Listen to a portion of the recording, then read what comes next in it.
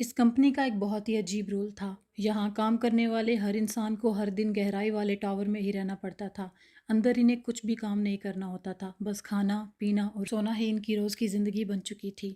Problem بس اتنی تھی کہ دن میں کھانا صرف ایک ہی بار ملتا تھا، لیکن اسے 5 اسٹار شیف مل کر تیار کرتے تھے۔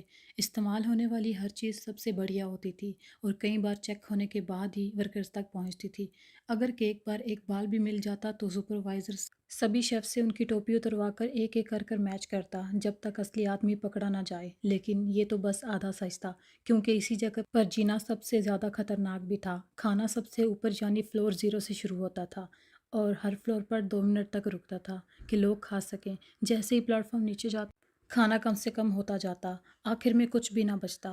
کسی کو نہیں پتا کہ اس ٹاور میں کل کتنے فلورز ہیں، لیکن یہاں سے باہر نکلنے والے ہر انسان کو ایک سرٹیفکیٹ ضرور ملتا تھا۔ اسی سرٹیفکیٹ کو پانے کے لیے ایک آدمی بھی یہاں آیا تھا جس کا نام گورنگ تھا۔ انٹرویو میں نہ اس سے پڑھائی پوچھی گئی اور نہ ہی کام کا ایکسپیرینس، بس یہ پوچھا گیا کہ اسے کھانے میں کیا پسند ہے اور کیا نہیں۔ گورنگ کو لگا کہ یہ کوئی اچھی کمپنی ہے اور بنا زیادہ سوچے اس نے اگلے دن آنے کے لیے ہاں کر دی۔ لیکن اگلی صبح جب اس کی آنکھ کھلی تو اس نے خود کو ایک عجیب سی جیل میں پایا، جہاں پر اس کے ساتھ ایک دبلا پتلا بوڑھا آدمی بھی تھا جس کا نام ترمگاسی تھا۔ اس نے بتایا کہ انہیں 48ویں فلور پر رکھا گیا ہے اور اسے خود کو خوش قسمت سمجھنا چاہیے۔ گورنگ حیران تھا کہ آخر یہ بوڑھا بول کیا رہا ہے۔ تبھی اس نے نیچے جھانکا، لیکن اسے گہرائی دکھائی دی جس میں ان گنت لوگ تھے۔ اوپر بھی یہی حال تھا اور ہر فلور پر لوگ موجود تھے۔ وہ پوری طرح حیران رہ گیا۔ وہ تو یہاں کام کرنے کے لیے آیا تھا، نہ کہ کسی جیل میں پھنسنے کے لیے۔ گورنگ نے خود کو سمجھایا کہ یہ کوئی کمپنی کا ٹیسٹ ہوگا، لیکن اسے بالکل اندازہ نہیں تھا کہ آگے جو ہونے والا ہے وہ اس کی زندگی بدل دے گا۔ وہ اس جگہ کے بارے میں اور جاننے کے لیے اس بوڑھے ترمگاسی کے پاس گیا، اس سے بات کرنے کی کوشش کی، لیکن بوڑھے نے اسے نظر انداز کر دیا اور بار بار اسے اپنی جگہ پر واپس جانے کو کہا۔ تبھی کمرے میں لگی لال بتی اچانک سے ہری ہو گئی۔ بوڑھا فوراً تکیہ بستر سے اٹھا کر گھٹنوں بل بیٹھ گیا۔ اگلے ہی پل ایک پتھر کا پلیٹ فارم نیچے آیا جس پر طرح طرح کا کھانا رکھا ہوا تھا، لیکن کھانا پہلے سے ہی اوپر والوں کی طرف سے برباد کیا جا چکا تھا۔ پھر بھی بوڑھا ترمگاسی بنا جھجک سے اس پر ٹوٹ پڑا اور بڑے ہی مزے سے اسے کھانے لگا۔ اب گورنگ کو سمجھ آیا کہ انٹرویو میں اس سے اس کی پسند کیوں پوچھی گئی تھی۔ ان کے اوپر ابھی 47 فلور اور بھی تھے، یعنی کہ یہ اوپر کے 94 لوگوں کا بچا کچا کھانا تھا۔ بوڑھے کو اتنے آرام سے کھاتے دیکھ کر گورنگ کو سمجھ نہیں آیا کہ آخر یہ کھانا کیسے کھا رہا ہے، لیکن بہت جلد ہی اسے اس کا جواب ملنے والا تھا۔ گورنگ نے کچھ نہیں کہا، بس کھانے میں سے ایک تھوڑا سا صاف ستھرا سیب اٹھا کر اپنی جیب میں رکھ لیا، یہ سوچتے ہوئے کہ رات کو کھائے گا۔ بوڑھے نے یہ دیکھ کر بس ہلکی سی عجیب مسکان دی۔ کچھ دیر بعد کھانے کا وقت ختم ہوا اور پلیٹ فارم اگلے فلور کی طرف چلی گئی۔ پیٹ بھرنے کے بعد بوڑھے ترمگاسی نے شراب کی بوتل پھینکی اور کھانے کی پلیٹ فارم پر تھوک دیا۔ گورنگ کو سمجھ نہیں آیا کہ وہ نیچے والوں کے ساتھ ایسا کیوں کر رہا ہے۔ بوڑھے نے کہا کہ یہ لوگ ایسے بھی کھا لیں گے اور شاید اوپر والے بھی یہی کرتے ہوں گے۔ نیچے والوں کی قسمت میں بس اوپر والوں کا بچا کچا کھانا ہی ہوتا ہے۔ ابھی اچانک کمرے کا ٹیمپریچر تیزی سے بڑھنے لگا۔ بوڑھا بولا کہ ابھی یہ اور بھی گرم ہوگا جب تک کہ تم وہ سیب باہر نکال کر نہیں پھینک دیتے۔ گورنگ کو سمجھ آیا کہ یہاں کھانا چھپا کر رکھنا منع ہے۔ اس نے فوراً سیب پلیٹ فارم پر پھینک دیا اور اگلے ہی پل ٹیمپریچر بالکل ٹھیک ہو گیا۔ پھر اس نے بوڑھے ترمگاسی سے پوچھا کہ یہاں کل کتنے فلور ہیں۔ بوڑھے نے کہا کہ اسے بھی ٹھیک سے نہیں پتا، لیکن کم سے کم 132 فلور تو ہیں، کیونکہ وہ خود وہاں جا چکا ہے اور اس کے نیچے بھی کئی فلورز تھے۔ ساتھ ہی ہر مہینے لوگوں کے فلور بدل دیے جاتے ہیں۔ اگر قسمت خراب ہوئی اور 100ویں فلور کے نیچے پہنچ گئے تو پھر بس گاڈ کا ہی سہارا ہوتا ہے، کیونکہ وہاں تک کھانا پہنچتا ہی نہیں ہے۔ گورنگ سوچ میں پڑ گیا کہ آخر یہ بوڑھا 132ویں فلور پر ایک مہینہ کیسے زندہ رہا ہوگا، اور اس سے بھی بڑا سوال تو یہ تھا کہ یہ کمپنی آخر خوفناک جگہ کیوں چلا رہی ہیں۔ اگلے دن بھی ہمیشہ کی طرح اوپر سے کھانا نیچے آیا، لیکن گورنگ نے آج بھی اپنے فیصلے پر قائم رہا اور کھانا نہیں کھایا، جبکہ بوڑھا پہلے کی طرح سب کچھ کھا کر آخر میں نیچے والوں پر تھوک دیا۔ بات چیت کے دوران گورنگ کو پتہ چلا کہ وہ بوڑھا ترمگاسی غلطی سے کسی کا قتل کر بیٹھا تھا، اسی لیے اسے یہاں لایا گیا ہے، جبکہ گورنگ خود اپنی مرضی سے نوکری کے لیے آیا تھا۔ اور مطلب صاف تھا کہ کچھ لوگ یہاں خود اپنی مرضی سے آتے ہیں اور کچھ کو زبردستی لایا جاتا ہے، اور اسی طرح یہ جگہ نئے لوگوں سے بھرتی رہتی ہے۔ لیکن اس کا اصلی مقصد کیا تھا، یہ اب تک کسی کو سمجھ نہیں آیا تھا۔ گورنگ کو لگا کہ اوپر والے لوگوں کو کھانا برابر بانٹنا چاہیے تاکہ نیچے والوں کو بھی مل سکے، لیکن بوڑھا اس کی بات سن کر ہلکے سے ہنس پڑا۔ اس کو یہ سوچ بہت پچکانی لگی۔ اس نے کہا کھانا جتنا ہے اتنا ہی رہے گا، اوپر والے کبھی نیچے والوں کی پرواہ نہیں کرتے۔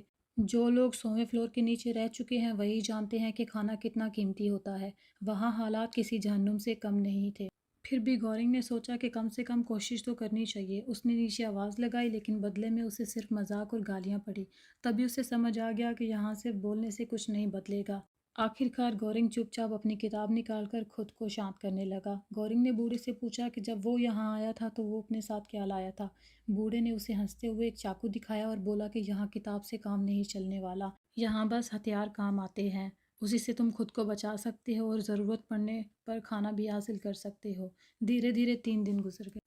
اب گورنگ بھی بھوک سے اتنا ٹوٹ گیا کہ اسے بھی مجبوراً اس گندے کھانے کے سامنے جھکنا پڑا، اور وہ بھی بوڑھے کے ساتھ بیٹھ کر کھانا کھانے لگا۔ گورنگ جیسے ہی کھانا کھا کر تھوڑا آرام کرنے والا تھا تبھی اوپر سے ایک انسان نیچے گرا۔ وہ یہ دیکھ کر حیران رہ گیا، لیکن بوڑھا ترمگاسی بالکل شانت تھا، جیسے یہاں یہ عام بات ہو۔ گورنگ کے من میں یہ سوال اٹھا کہ کیا یہاں انسان کی جان کی کوئی قیمت نہیں ہے؟ وہ غصے میں اوپر والوں پر چلایا لیکن کسی نے کوئی جواب نہیں دیا۔ خود کو سنبھال کر اس نے چہرے سے خون صاف کیا اور پھر بوڑھے سے پوچھا کہ آخر وہ 132ویں فلور پر 1 مہینہ کیسے زندہ رہا؟ تبھی کھانا لانے والی پلیٹ فارم نیچے آئی۔ بوڑھا بنا جواب دیے پھر سے کھانے میں لگ گیا۔ اس بار پلیٹ فارم کے ساتھ ایک عورت بھی نیچے آئی تھی۔ وہ پوری طرح زخمی تھی۔ گورنگ نے اس کی مدد کرنے کی کوشش کی لیکن اس نے ڈرتے ہوئے اپنے ہاتھ پیچھے کر لیے۔ بوڑھے نے بتایا کہ اس عورت کا نام نیہارو ہے، جو ہر مہینے نیچے اپنے بچے کو ڈھونڈنے جاتی ہے اور جانے سے پہلے اپنے روم میٹ کو مار دیتی ہے۔ شاید ابھی جو آدمی گرا وہ اسی کا شکار تھا۔ پھر اس نے بتایا کہ 132ویں فلور پر اس نے کسی کو نہیں مارا تھا۔ 8ویں دن اوپر سے ایک لاش گری تھی جس سے وہ زندہ رہا۔ اس کا روم میٹ اپنی سزا پوری کر کر نکل گیا۔ کھانے کے وقت پورا ہوتے ہی نیہارو پلیٹ فارم کے ساتھ نیچے چلی گئی، لیکن 49ویں فلور پر 2 قیدی اتنے رحم دل نہیں تھے۔ انہوں نے فوراً نیہارو کو نیچے سے پکڑا اور نیچے کھینچ لیا۔ گورنگ نے زور سے چلا کر انہیں روکنے کی کوشش کی، لیکن کچھ ہی سیکنڈ بعد نیچے سے چیخیں سنائی دی اور اگلے ہی پل وہی عورت باہر آئی۔ پوری طرح صحیح سلامت تھی، بس اس کے چہرے پر خون تھا۔ اب یہ سمجھنا مشکل نہیں تھا کہ نیچے کیا ہوا ہوگا۔ وہ بے خوف تھی اور صاف تھا کہ وہ بھی کسی سے کم خطرناک نہیں ہے۔ وقت گزرتا گیا اور گورنگ بھی آہستہ آہستہ اس زندگی کا عادی ہونے لگا۔ وہ اب بوڑھے ترمگاسی کے ساتھ مذاق بھی کرنے لگا، لیکن ایک ڈر اب بھی باقی تھا، کیونکہ جلد ہی فلور بدلنے کا دن آنے والا تھا۔ اگر اوپر پہنچے تو ٹھیک، لیکن اگر 100 کے نیچے چلے گئے تو کیا تب بھی ان کا رشتہ ایسا ہی رہے گا؟ کچھ دیر بعد گورنگ کو ہوا میں ایک عجیب سی گند محسوس ہوئی، جو کہ فلور چینج ہونے سے پہلے چھوڑی جاتی تھی، جس سے سبھی بے ہوش ہو جاتے تھے۔ اور یہیں سے گورنگ کے برے دن شروع ہونے والے تھے، کیونکہ جب اس کی آنکھ کھلی تو اس نے خود کو بستر سے بندھا ہوا پایا۔ یہ سب اسی بوڑھے نے کیا تھا، کیونکہ اس بار انہیں سیدھے 171ویں فلور پر بھیجا گیا تھا، جہاں کھانے کا کوئی نام و نشان نہیں تھا۔ بوڑھے ترمگاسی نے کہا کہ اس کی رہائی میں صرف 2 مہینے بچے ہیں اور وہ یہاں مرنا نہیں چاہتا، اسی لیے اس نے یہ قدم اٹھایا، لیکن وہ کوشش کرے گا کہ اسے زندہ رکھے۔ ترمگاسی کا پلان صاف تھا کہ جب بھوک برداشت سے باہر ہو جائے گی تو وہ اس کے جسم سے تھوڑا تھوڑا ماंس کاٹ کر زندہ رہے گا، اور وہ گورنگ کو مرنے بھی نہیں دے گا تاکہ اس کا ماंس خراب نہ ہو۔ گورنگ نے بہت محنتیں کی، لیکن یہاں سب کچھ صرف سروائیور کے لیے تھا۔ تبھی اچانک سے اوپر سے ایک اور قیدی نیچے گرا، جسے دونوں نے دھیان بھی نہیں دیا، جیسے یہ اب عام بات ہو گئی ہو۔ جیسا بوڑھے نے سوچا تھا، جب کھانے کا پلیٹ فارم نیچے آیا تو اس میں کھانے کا ایک دانہ بھی باقی نہیں تھا۔ دن گزرتے گئے۔ شروع میں ترمگاسی کتاب پڑھ کر خود کو بہلاتا رہا، لیکن دھیرے دھیرے بھوک اس کے دماغ پر حاوی ہونے لگی۔ آخر کار ایک دن بوڑھا خود کو روک نہیں پایا، وہ چاقو لے کر اس کے پاس آیا۔ گورنگ سمجھ گیا کہ اب اس کی موت طے ہے۔ وہ منہ پھیر کر بیٹھ گیا تاکہ یہ خوفناک منظر نہ دیکھنا پڑے۔ بوڑھے نے بنا وقت ضائع کیے اسے کمبل سے ڈھک دیا اور پھر اس کی پینٹ پھاڑ کر سیدھے اس کی ٹانگ میں چاقو چلا دیا۔ درد سے گورنگ زور زور سے چلانے لگا۔ تبھی اسی وقت نیہارو پھر سے پلیٹ فارم کے ساتھ نیچے آئی۔ جیسے ہی بوڑھے نے ماंس کا ٹکڑا کاٹا، نیہارو نے اس پر حملہ کر دیا اور اسے ایک ہی وار میں نیچے گرا دیا اور پھر بنا رکے اس کا گلا کاٹ دیا۔ گورنگ کو لگا کہ اب اگلا نمبر اس کا ہے، لیکن نیہارو نے اسے مارنے کے بجائے اسے چھڑا دیا اور اس کے ہاتھ میں ایک چاقو دے دیا۔ اشارہ صاف تھا، یہاں یا تو تم کھاؤ گے یا تمہیں کھا دیا جائے گا۔ جو کچھ ہوا تھا اس نے گورنگ کو اندر تک بدل دیا تھا۔ اس نے بنا ہچکچائے چاقو اٹھایا اور بوڑھے پر بے رحمی سے وار کرنے لگا۔ گورنگ تب تک نہیں روکا جب تک ترمگاسی پوری طرح مر نہیں گیا۔ جب گورنگ کو ہوش آیا تو اس کے گھاؤ بندھے ہوئے تھے اور نیہارو پاس بیٹھ کر کھانا کھا رہی تھی۔ اسے ہوش میں آتے دیکھ نیہارو نے ایک ماंس کا ٹکڑا اٹھایا اور اس کے منہ کے پاس لے آئی۔ گورنگ کچھ پل اسے دیکھتا رہا، پھر مجبوری میں اسے کھا لیا، لیکن فوراً اس نے وہ باہر پھینک دیا۔ نہارو نے جلدی سے اسے پانی دیا۔ دھیرے دھیرے گورنگ کی حالت سدھری اور نہارو کے سمجھانے پر اس نے وہ ماس کھا لیا۔ وہ بھی اب اس جیل کے قاعدے سمجھ چکا تھا۔ نہارو پھر پلیٹ فارم کے ساتھ نیچے چلی گئی اور گورنگ بوڑھے تیرامگاسی کی لاش کے سہارے زندہ بچ گیا۔ جلد ہی فلور بدلنے کا دن آ گیا۔ اس بار وہ قسمت سے 33ویں فلور پر پہنچا، لیکن اس بار اس کا روم میٹ دیکھ کر وہ چونک گیا۔ وہ وہی عورت تھی جس نے گورنگ کا انٹرویو لیا تھا اور جس کا نام ایموگویری تھا۔ ایمو نے بتایا کہ اس جگہ کا نام ورٹیکل سیلف مینجمنٹ سینٹر ہے اور یہاں کل 200 فلورز ہیں، جو گورنگ کی سوچ سے تو کچھ زیادہ تھے۔ اصل میں کمپنی جو کھانا بھیجتی تھی وہ ٹھیک ٹھاک 400 فلورز کے لیے کافی ہوتا تھا، لیکن شرط یہی تھی کہ ہر کوئی اپنا حصہ اپنی طے ماترا میں ہی کھائے، اور یہی وہ چیز تھی جو کبھی ہو ہی نہیں سکتی تھی۔ اس لیے نیچے والوں تک کھانا پہنچتا ہی نہیں تھا اور وہ آپس میں لڑ لڑ کر مرتے رہتے تھے۔ انٹرویو لینے والی عورت یہاں وہ خود آئی تھی، کیونکہ وہ خود اس سسٹم کو بدلنا چاہتی تھی تاکہ ہر انسان زندہ رہ سکے۔ جب کھانا نیچے آیا تو اس نے پلیٹس میں 2 حصے الگ کیے اور نیچے والوں کو ان کا حصہ کھانے کو کہا، لیکن جو لوگ نیچے بھوکے رہ چکے تھے اور مشکل سے اوپر پہنچے تھے وہ اس کی بات کیوں مانتے؟ پھر بھی اس نے ہار نہیں مانی۔ وہ مانتی تھی کہ اگر وہ لگاتار کوشش کرتی رہے گی تو لوگ ایک نہ ایک دن مان ہی جائیں گے۔ کھانا آنے پر وہ نیچے والوں کے لیے حصہ طے کرتی اور انہیں سمجھانے کی کوشش کرتی، لیکن ہر بار نتیجہ وہی رہتا۔ ایک دن گورنگ سے یہ سب دیکھا نہیں گیا اور اس نے فیصلہ کیا کہ وہ ان کی مدد کرے گا، اور اس نے نیچے والوں کو چلا کر دھمکی دی کہ اگر انہوں نے ایموگویری کی بات نہیں مانی تو وہ ان کے کھانے پر ٹوائلٹ کر دیا کرے گا، تو تمہیں روز وہی کھانا پڑے گا۔ حیرانی کی بات یہ تھی کہ اس بار بات بن گئی تھی، کیونکہ اس جیل میں کسی کو سیدھی بات سمجھ نہیں آتی، لیکن اس سے صرف ایک ہی فلور بدلا۔ 2 لوگوں کے دم پر اس پوری جیل کے رولز بدلنا ناممکن تھا۔ اسی دن نہارو پھر سے پلیٹ فارم کے ساتھ نیچے آئی، لیکن اس بار وہ پوری طرح زخمی تھی اور بے ہوش بھی تھی۔ دونوں نے فوراً اسے بستر پر لٹایا اور گورنگ اس کے سر پر گیلی پٹی لگانے لگا۔ خوش قسمتی سے اس کی چوٹ زیادہ گہری نہیں تھی اور تھوڑی دیر میں اسے ہوش آ گیا، لیکن ہوش میں آتے ہی جو اس نے کیا وہ اور بھی زیادہ چونکانے والا تھا۔ جب گورنگ اور ایموگویری سو رہے تھے تو اس نے انٹرویو لینے والی عورت کے کتے کو ہی کاٹ کر کھا دیا۔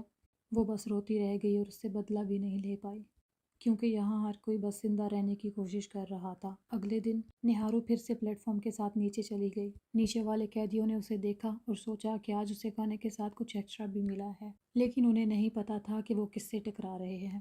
گورنگ اب ان سب چیزوں کا عادی ہو چکا تھا۔ جلدی فلور بدلنے کا وقت آیا۔ اس بار وہ سیدھے 202 فلور پر پہنچ گئے۔ ایموگویری کو سمجھ آ گیا کہ یہاں دونوں کا زندہ رہنا مشکل ہے، اس لیے اس نے خود کو ختم کرنے کا فیصلہ کیا تاکہ گورنگ زندہ رہ سکے۔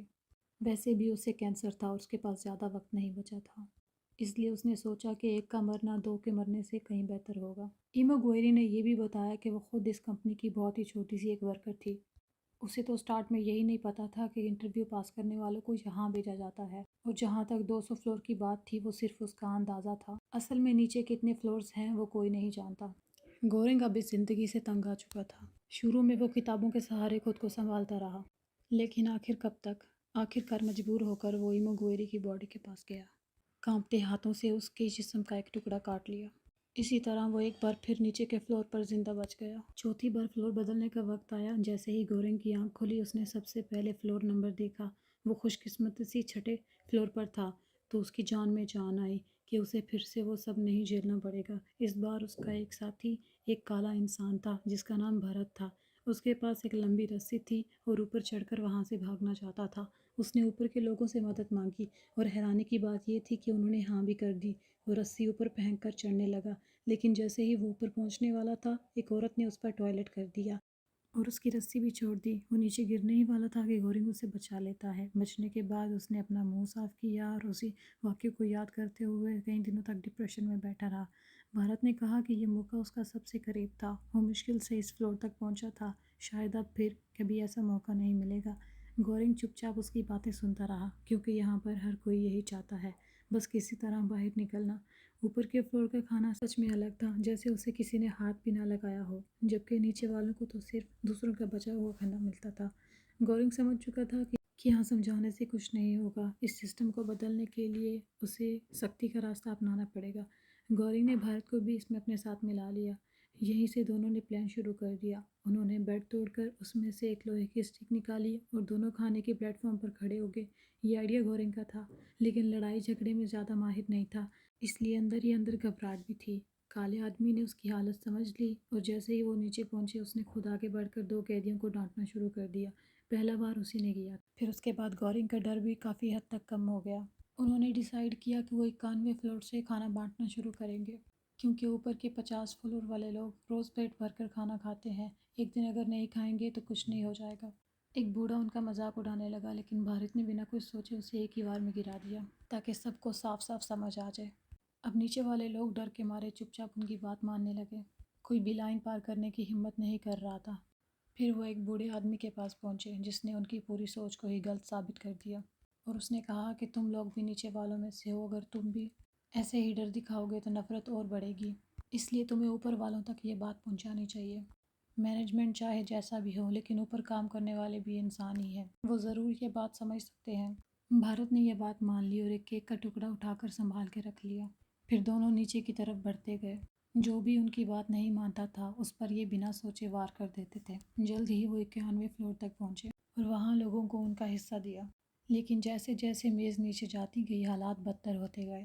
نیچے کا ہر فلور کسی جہنم سے کم نہیں تھا، جہاں زندگی کی کوئی امید نہیں تھی۔ تبھی اچانک نیچے سے ایک عورت کی چیخ سنائی دی۔ گورنگ فوراً وہاں پہنچا، لیکن تب تک دیر ہو چکی تھی۔ ایک گنجا آدمی اسے بے رحمی سے مار چکا تھا۔ یہ دیکھ کر بھارت پیچھے ہٹ گیا، لیکن گورنگ سیدھا اس پر ٹوٹ پڑا۔ اس نے اسے زمین پر گرایا اور بری طرح پیٹنا شروع کر دیا۔ پھر دونوں نے مل کر اس گنجے آدمی اور اس کے ساتھی کو ختم کر دیا، لیکن اس لڑائی میں بھارت کے پیٹ پر گہری چوٹ لگ گئی اور وہ عورت بھی مر چکی تھی۔ یہ رک بھی نہیں سکتے تھے، بس پلیٹ فارم کے ساتھ نیچے بڑھتے گئے۔ جلد ہی وہ 250ویں فلور تک پہنچ گئے، لیکن پلیٹ فارم ابھی بھی نیچے جا رہا تھا۔ یہ گورنگ کی سوچ سے کافی زیادہ گہرا تھا۔ اب تک سارا کھانا ختم ہو چکا تھا، بس ایک کیک کا ٹکڑا بچا تھا۔ کافی دیر بعد آخر کار پلیٹ فارم 333 فلور پر جا کے رک گیا۔ یہی سب سے لوویسٹ فلور تھا۔ انہیں لگا یہاں کوئی نہیں ہوگا، لیکن بستر کے نیچے ایک چھوٹی بچی چھپی ہوئی تھی، وہی بچی جسے نیہارو ڈھونڈ رہی تھی۔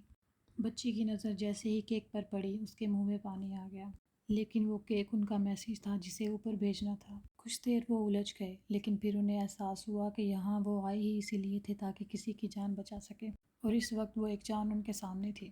آخر کار بھارت نے کیک اسے دے دیا، لیکن اب اس کی حالت بگڑنے لگی تھی اور اگلا دن نہیں دیکھ پایا۔